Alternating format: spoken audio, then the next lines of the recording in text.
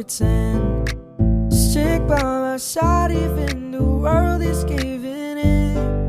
Yeah. Oh, don't you worry, I'll be there. Assalamualaikum. Waalaikumsalam warahmatullahi wabarakatuh. Minara. Maaf mengganggunya. Maaf mengganggu waktunya, Bu. Ada apa ini? Kak. Ada yang bisa dibantu, Ibu? Mungkin Bu Haji, terima kasih atas waktunya. Mohon maaf kami mengganggu Oh, Bu tidak Haji. apa-apa. Selama saya bisa membantu, silakan. Kita ada tugas ini dari Moto 31 tentang pengambilan keputusan sebagai seorang pemimpin pembelajaran. Jadi kami bertiga ini CPP Angkatan 7 ingin mewawancarai panjenengan sebagai seorang pemimpin di suatu lembaga. Tugas ini diajukan untuk tugas demonstrasi kontekstual. Oh iya, kan bisa. Ya, ada beberapa panduan pertanyaan yang akan Iya, ada silakan. pertanyaan pertama dari ya, terima kasih Bu ya. Selama ini bagaimana Ibu dapat mengidentifikasi kasus-kasus yang merupakan dilema etika atau ujukan moral? Iya, terima kasih. Saya jawab dulu dari pertanyaan pertama ya. Kasus-kasus yang pernah saya alami yang berkaitan dengan dilema etika dan rujukan moral ya. Yang pertama, dari kasus-kasus tersebut kami terima dulu, tetap kami terima apa-apa saja yang terjadi, baik itu berupa informasi, laporan baik dari guru maupun dari wali murid. Apabila ada terjadi dilema etika atau ujuk moral, maka akan kami identifikasi terlebih dahulu. Masuk yang mana? Masuk yang etika ataukah yang moral? Seperti itu. Terima kasih Bu. Pertanyaan selanjutnya yaitu bagaimana Anda menjalankan pengambilan keputusan di sekolah ini, terutama untuk kasus-kasus di mana ada dua kepentingan ini Bu, yang sama-sama besar dan sama-sama mengandung nilai-nilai kebajikan. Bagaimana? Ya, terima kasih. Dari pertanyaan yang sudah diajukan tadi, dengan adanya tadi yang harus saya ambil dalam identifikasi tadi, setelah kami identifikasi kebajikan yang sifatnya besar itu nanti akan berpengaruh pada lembaga juga, baik GTK maupun lingkungan sekolah yang ada. Nah itu akan kami buat keputusan, namun keputusan itu harus membutuhkan waktu. Jadi seperti itu. Jadi membutuhkan waktu. Kalau memang kebajikan yang sifatnya membawa dampak besar, nah akan kami pelajari, dan apabila saya selaku kepala sekolah akan meminta pendapat kepada yang lebih berwenang seperti pengawas atau kepala bidang di dinas pendidikan dan sebagainya, seperti itu. Kemudian Bu ya, langkah-langkah atau prosedur seperti apa yang biasa Anda lakukan selama ini menyangkut ada dua kepentingan ini yang sama-sama benar dan yang sama-sama mengandung nilai kebajikan? Bagaimana Prosedurnya ya yang ditanyakan? Iya, Tadi prosedurnya. karena yang ditanyakan berkaitan dengan etika, berarti itu pendapat yang sama-sama benar. Nah, dua masalah ya, bukan masalah ya, dua pendapat yang sama-sama benar. Nah, dari pendapat yang sama-sama benar ini akan kami kumpulkan dengan mencari inti dari permasalahan etika yang sama-sama benar ini, yang nantinya kalau memang itu akan berdampak baik kepada lembaga kami, pada sekolah, maka akan kita ambil, dan itu pun nanti akan kami informasikan kepada semua guru, semua warga sekolah bersama komite, bahkan kepada wali murid juga. Seperti itu. Saya mengajukan pertanyaan juga ya Bu. Oke, monggo. Berkaitan dengan kasus dilema etika, pastinya ada hal-hal atau cara-cara khusus yang dianggap dengan efektif untuk menyelesaikan itu Bu ya. Nah kemudian hal-hal apa yang paling efektif menurut jenengan untuk menyelesaikan kasus-kasus tersebut? Iya. Hal-hal yang efektif seperti yang sudah saya sampaikan pada pertanyaan dulu tadi, yaitu dengan cara kita terima dari dilema etika itu kita kumpulkan sama dengan tadi, kemudian kalau memang itu bisa kami ambil keputusan itu secara langsung, ya kita langsung. Tapi kalau masalah itu agak meluas dan perlu tadi pertimbangan dari pihak pengawas dan sebagainya atau kepada dinas pendidikan, ya sama seperti tadi. Jadi itu yang saya jawab di Bu Nurul tadi sudah merupakan salah satu langkah yang efektif. Ini selalu seperti itu. Selanjutnya dalam menangani sebuah kasus, apalagi dalam kasus dilema etika, pastinya ada tantangan tersendiri. Betul. Iya. Nah, selama ini tantangan dalam pengambilan keputusan pada kasus dilema etika yang Ibu alami seperti apa? Terima kasih, alhamdulillah. Berkaitan dengan permasalahan yang sama-sama baik, pernah terjadi kan pada waktu rapat dewan dulu, mohon maaf tidak menyangkut nama seseorang, yang satu berpendapat benar, yang satunya juga berpendapat benar. Nah di sini betul. Misalnya seperti contoh yang pernah kita alami berkaitan dengan adanya sertifikat di kelas 6 yang dibutuhkan untuk PPDB. Nah, salah satu guru di sini mempunyai pendapat lebih baik diberi karena itu kepentingan untuk peserta didik ke depannya biar bisa diterima di SMP yang diinginkan. Sedangkan satu pihak berpegang teguh pada aturan yang berlaku pada IKM, bahkan kurikulum 13 itu tidak diperkenankan adanya peringkat. Ya, tidak boleh disebutkan adanya peringkat. Namun hal itu dibutuhkan pada saat PPDB. Akhirnya kami konfirmasi kepada pengawas dan kepada kepala bidang pendidikan dan kemudian berkaitan dengan kurikulum, yang berkaitan dengan kurikulum. Akhirnya alhamdulillah bisa terjadi solusi yang baik dan bisa diambil keputusan bersama. Ternyata keputusannya dari pihak yang ingin mendapatkan sertifikat peringkat dan yang berkaitan dengan berpegang teguh pada kurikulum akhirnya bisa terselesaikan dengan adanya rekap nilai yang diperoleh dari anak-anak waktu kelas 4, 5, dan 6. Seperti itu mungkin jawaban saya. Terima kasih. Baik, terima kasih Bu Haji. Berikutnya saya akan melanjutkan pertanyaan masih tentang dilema etika dan pendidikan moral. Tadi sudah disinggung waktu Bu Yuni bertanya, apakah jenengan ketika dihadapkan pada sebuah masalah yang menyangkut dengan dilema etika serta pendidikan moral, apakah langsung diambil keputusan seketika atau ada jadwalnya? Nah, yang ingin saya tanyakan, jika memang harus diambil keputusan secara langsung di tempat, itu langkah-langkah apa atau bagaimana prosedur atau bentuknya yang jenengan ambil, serta jika ada sebuah jadwal khusus untuk ibu kepala sekolah mengambil keputusan yang dianggap memang perlu waktu, apakah harus melalui step-step yang harus diambil dalam pribadi itu? Iya, terima kasih. Nah, pertanyaan seperti itu memang sudah kami alami ya.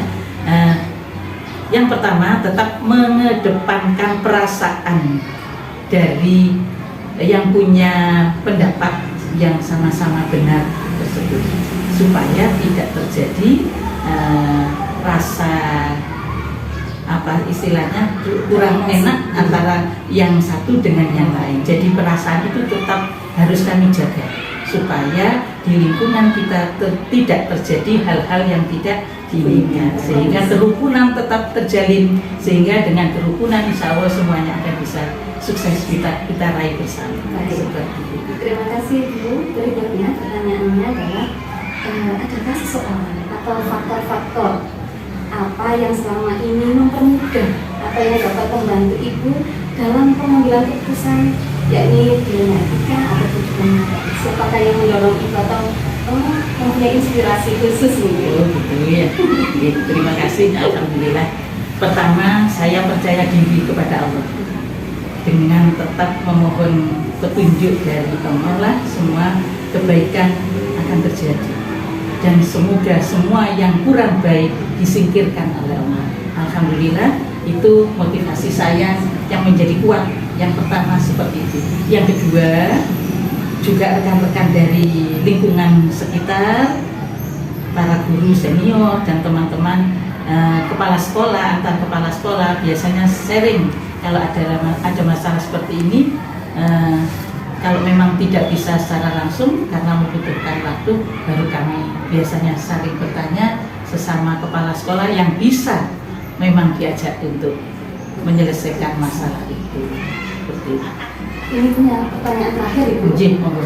Dari segala pertanyaan tadi yang beruntun tadi, ketika panjenengan tadi sudah mengungkapkan ada permasalahan yang dihadapkan dengan benar dan benar, baik dan baik, dilema etika atau kehidupan moral, hikmah apa yang panjenengan peroleh yang dapat kami serap juga, mungkin ilmunya nanti jangan bisa berbagi dengan kami.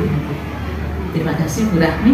Ya, mudah-mudahan ini menjadi inspirasi panjenengan semua calon guru penggerak yang didambakan oleh masyarakat insan pendidikan di dunia pendidikan. Insya Allah jenengan semua akan jadi pemimpin juga. Yang pertama tadi hikmah yang kami bisa terima sebagai kepala sekolah dengan masukan-masukan dari teman-teman menjadikan kita lebih semangat, lebih mempunyai wawasan lebih luas, lebih bisa percaya diri, bahkan kalau orang mengatakan lebih dewasa dalam berhidup. Karena saya sudah tidak dewasa lagi, insya Allah menjadi lebih usia pertama itu menjadi pengalaman yang lebih baik. Itu yang bisa saya bantu, semoga bisa bermanfaat. Terima kasih atas waktunya. Ya, sama-sama. Mohon maaf jika ada kekurangan, ada kata yang salah, monggo diperbaiki. Sama-sama sukses selalu. Terima kasih.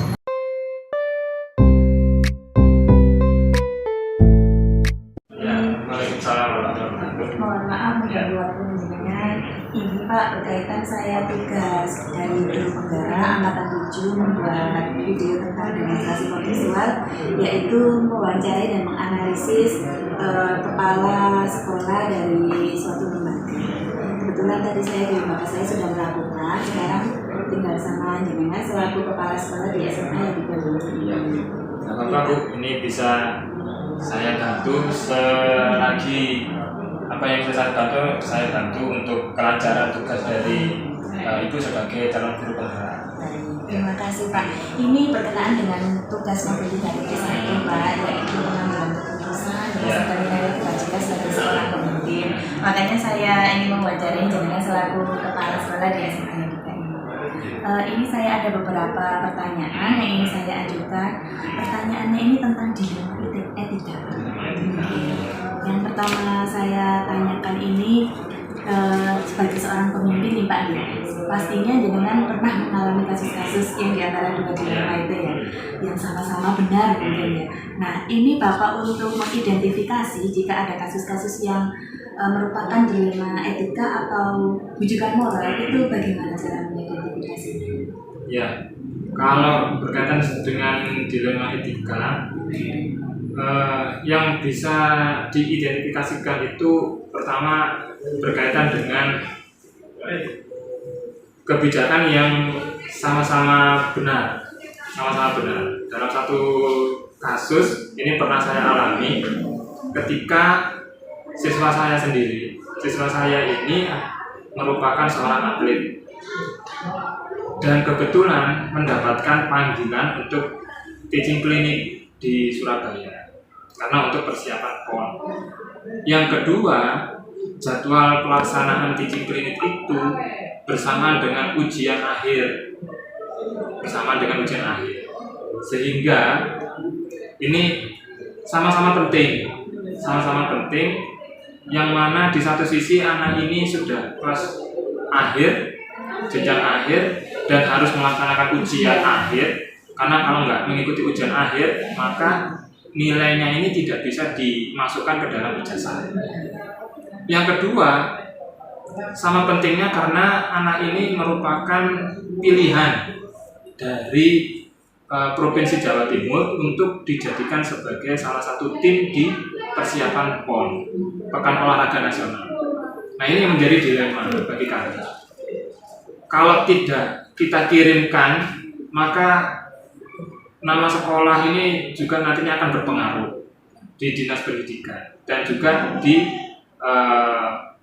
KONI Provinsi, Komite Olahraga Nasional Indonesia di wilayah provinsi. Tapi kalau anak ini tidak mengikuti ujian, maka nilainya ini tidak bisa di-upload dan tidak bisa dimasukkan ke dalam ijazah, sehingga anak ini tidak akan bisa mendapatkan ijazah. Nah, ini merupakan satu dilema bagi saya sebagai pimpinan sekolah, sehingga saya mengambil satu kebijakan. Anak ini tetap saya berangkatkan untuk mengikuti teaching klinik, karena ini merupakan salah satu adalah merupakan karir untuk jenjang karir dia. Terus berkaitan dengan pelaksanaan ujian, akhirnya saya mengambil kebijakan ujiannya itu saya buat sistem daring, sistem online untuk mengantisipasi gitu loh, sehingga anak ini bisa mengikuti kegiatan dua-duanya. Di satu sisi saya juga mengirimkan surat tembusan kepada KONI Provinsi, surat perizinan bahwasanya di sela-sela kegiatan teaching klinik itu anak ini bisa mengikuti ujian secara online seperti itu, sehingga ujiannya tidak terlambat, kemudian nilai juga didapat, terus pelaksanaan pelatihan ini tetap jalan seperti itu. Ini tetap diadakan kebijakan Pak ya. Ada kebijakan yang sekiranya anak ini bisa mengikuti dua-duanya, karena kita tidak bisa memutuskan salah satu, karena ini merupakan program dari pemerintah dan juga berpengaruh pada sekolah, seperti siswa dan juga sekolah. Sehingga kita harus ya berbesar hati lah seperti itu, sebagai pimpinan sekolah ya berbesar hati, karena di satu sisi pun ini juga untuk kepentingan siswa, kepentingan sekolah juga seperti itu. Ini kaitannya sama pilih. Kalau misalkan seandainya ini teaching kliniknya ini hanya dilaksanakan oleh pihak klub, nah ini beda cerita. Saya harus mengutamakan yang ujiannya. Ataupun kalau seandainya ini kan ujian nasional kan dihapus, diganti dengan ujian satuan pendidikan. Kalau misalkan ujian nasional itu tetap diberlakukan, nah, maka saya harus mengirimkan surat tembusan permohonan izin agar anak ini mengikuti ujian terlebih dahulu. Setelah selesai baru melaksanakan pusat pelatihan. Karena kalau ujian nasional itu nggak bisa ditinggal dan harus hadir. Karena ujian nasional itu sudah dihapus dan diganti dengan ujian satuan pendidikan, bahkan ujian satuan pendidikan itu diserahkan sepenuhnya kepada pihak sekolah untuk mengelolanya. Itu untuk yang dilema etika. Kalau yang rujukan moral, ini sebetulnya ada juga sih kasusnya itu dalam proses pembelajaran itu. Ya lagi-lagi untuk dari siswa dan juga guru. Sebetulnya di sekolah ini kan ada yang namanya program double track gitu. Ada program double track, terus kemudian anak-anak ini diberikan kewajiban untuk mengikuti kegiatan double track sebagai salah satu syarat peningkatan kompetensi gitu untuk siswa. Nah, ada anak-anak ini yang tidak mau mengikuti kegiatan double track, dengan berbagai macam alasan. Terus kemudian saya serahkan sepenuhnya kepada pembina masing-masing. Nah, saya menerima hasil pelaporan itu kan dari pembina double track itu. Hasil akhirnya itu siapa yang tidak ikut, kemudian siapa yang tidak masuk dan segala macamnya, aktifannya itu saya mendapatkan hasilnya dari para pembina. Setiap bulannya itu kok saya lihat hasilnya itu selalu tingkat kehadirannya itu hampir 90%.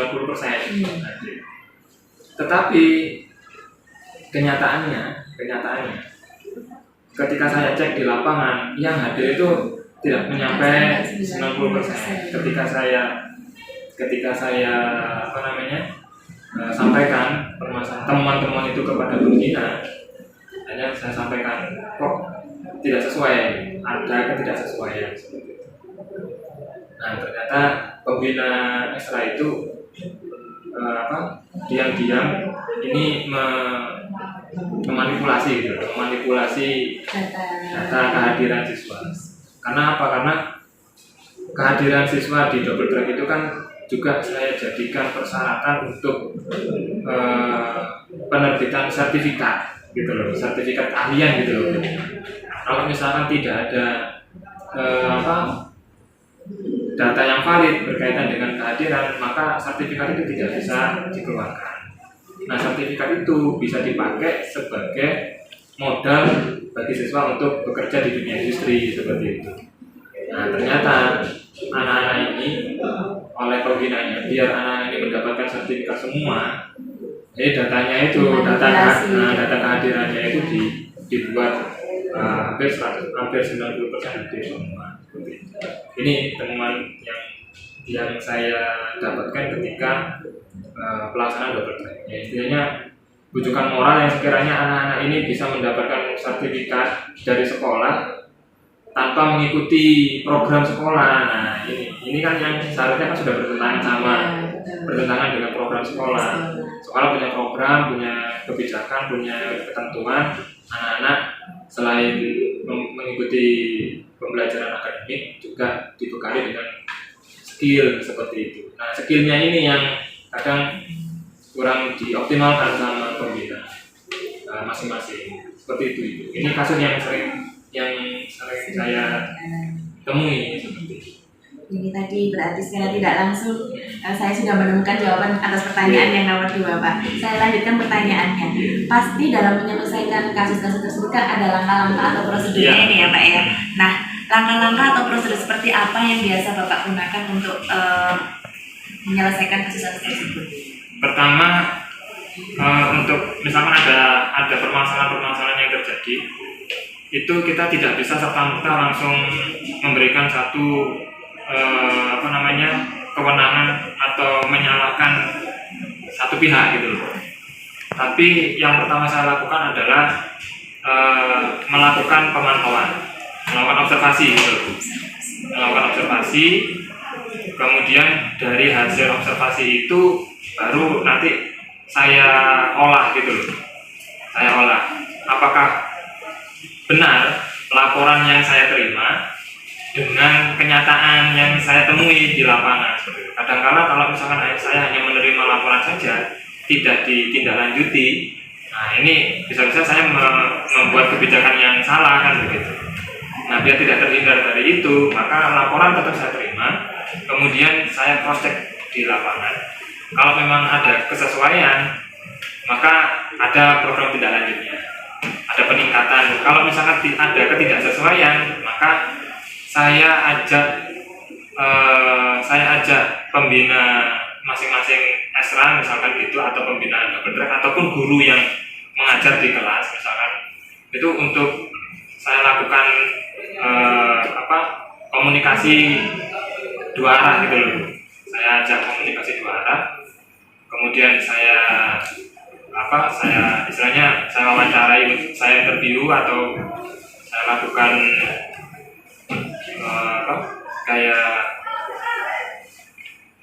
mentoring ataupun apapun metode yang sekiranya saya bisa mendapatkan data dari pembina tersebut gitu loh, untuk mendapatkan kesesuaian. Nah, dari situ, dari hasil komunikasi antara saya selaku kepala sekolah dengan pembina ekstra ataupun guru yang terlibat itu, nah, maka saya bisa melakukan tindakan apa yang harus bisa saya lakukan terhadap satu kejadian yang saya temui. Nah, kalau memang ada kesalahan di situ, saya tidak bisa serta-merta langsung di sekolah, harapannya kan semua komponen ini kan mendukung program sekolah. Kalau misalnya ada satu atau dua orang guru yang kurang mendukung, ya kita bisa melakukan pendekatan kepada guru tersebut, kita lakukan pembinaan, kita ajak komunikasi, kita rangkul apa sih yang menjadi kendala kan gitu. Kenapa program ini tidak bisa berjalan? Kemudian alasannya kenapa? Terus strategi yang tepat untuk menjalankan program itu seperti apa? Nah itu kita ajak komunikasinya seperti itu. Barangkali kesulitan-kesulitan yang terjadi itu tidak hanya terjadi pada siswa, namun kesulitannya pada diri guru tersebut kan gitu. Nah ini kita ajak komunikasi. Sebetulnya itu Bu, sebatas itu yang bisa saya sampaikan ke guru-guru berkaitan dengan permasalahan-permasalahan. Dari sekian banyak langkah-langkah tadi Pak ya, yang paling Bapak anggap efektif yang mana? Yang komunikatif. Yang komunikatif tadi ya Pak. Jadi kita ajak komunikasi, kemudian kita melakukan pembinaan, terus kemudian kita istilahnya seorang kepala sekolah kan tidak hanya sebagai seorang manajer aja ya Bu ya, tapi kan juga sebagai sahabat kan gitu, bisa sebagai sahabat, bisa sebagai seorang teman untuk sharing ataupun yang lainnya berbagi kalau kesah kan begitu.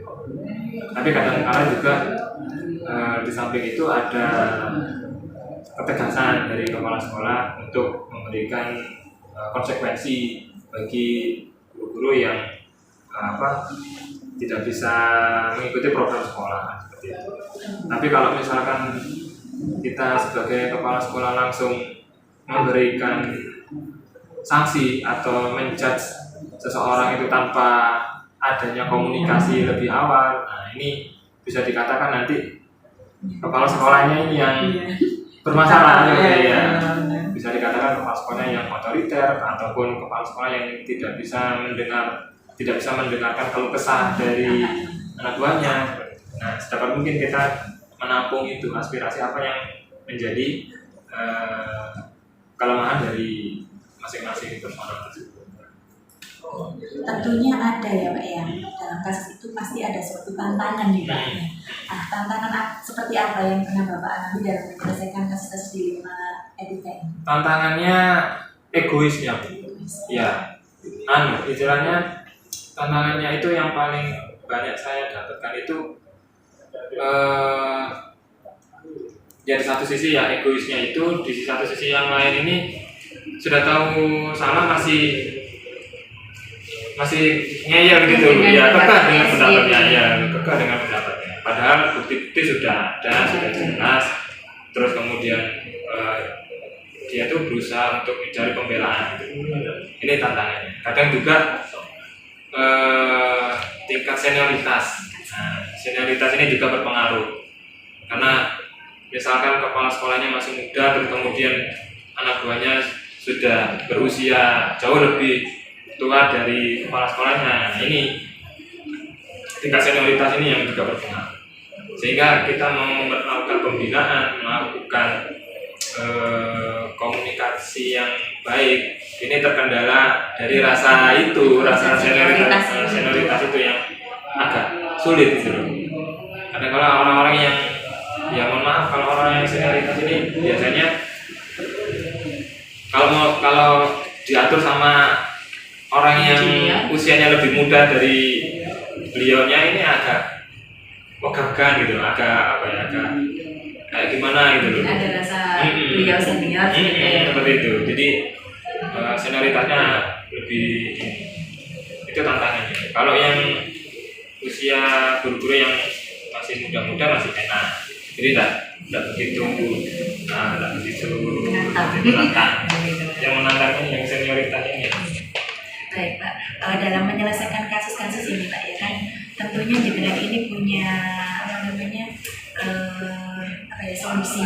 Nah itu untuk menyelesaikan kasus itu, apakah ada jadwal khusus atau saat itu juga masalah itu harus diselesaikan?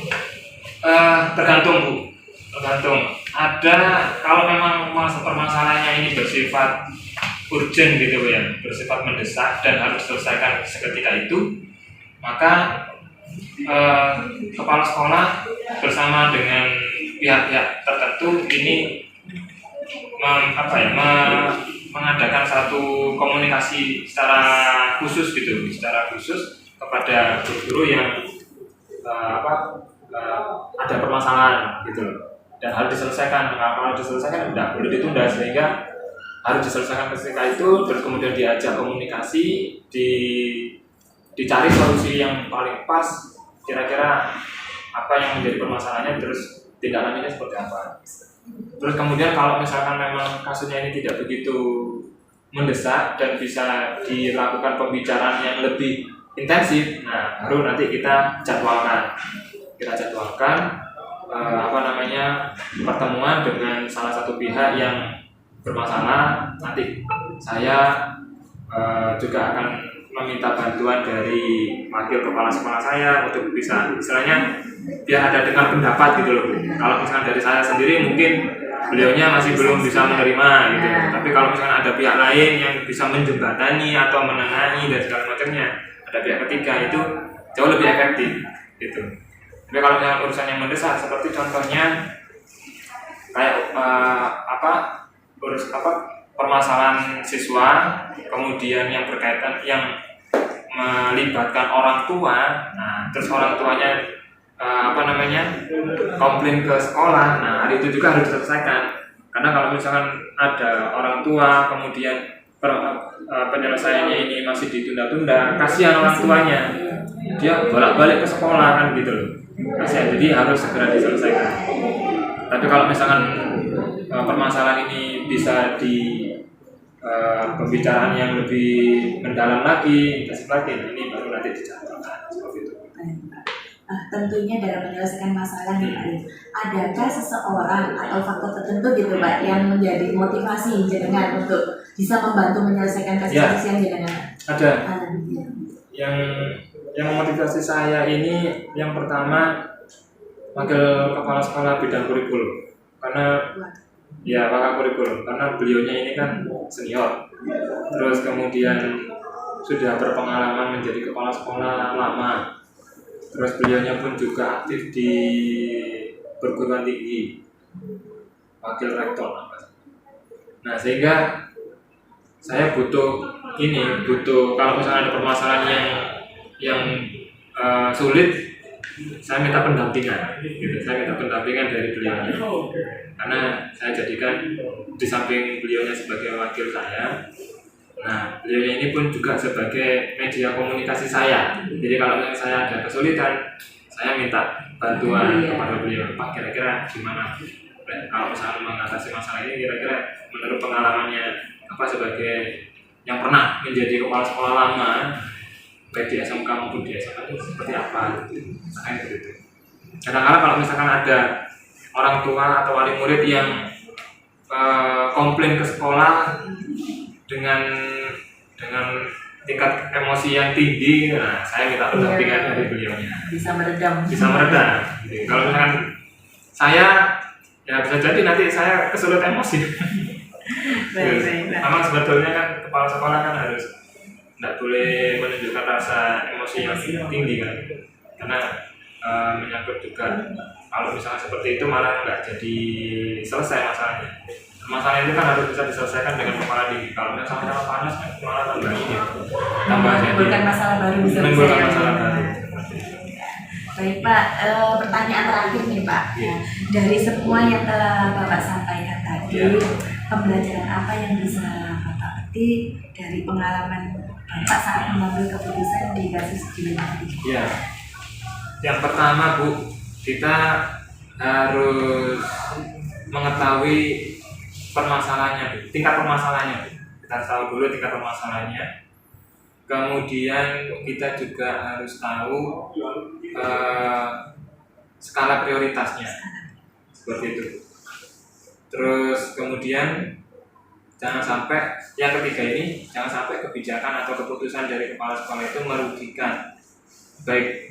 merugikan sekolah maupun merugikan salah satu pihak, seperti itu. Yang sebisa mungkin kebijakannya itu bisa menguntungkan kedua-duanya.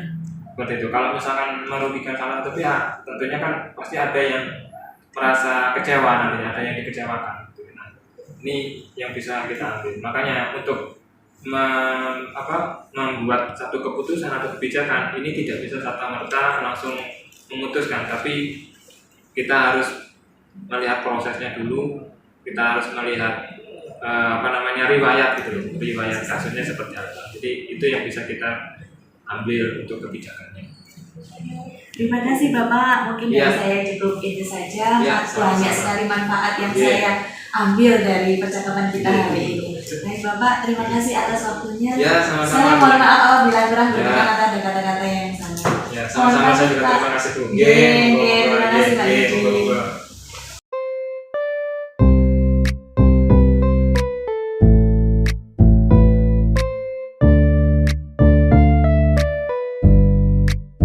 Can I call you baby? Can you be my friend? Can you be my lover up until the very end?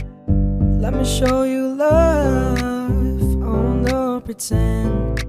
Stick by my side even the world is giving in. Yeah. Oh, don't you worry, I'll be there whenever you want me. I need somebody who can love me at my worst. No, I'm not perfect, but I hope you see my worth.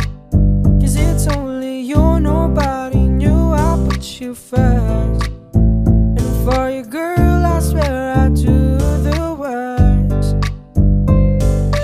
Oh, oh, oh, oh, oh. If you stay forever, let me hold your hand.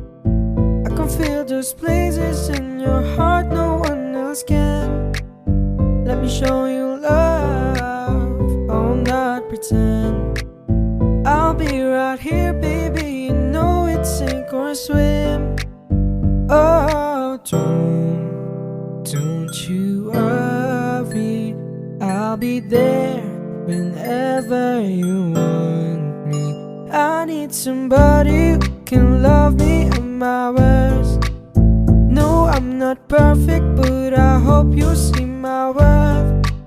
'Cause it's only you, nobody knew I put you first.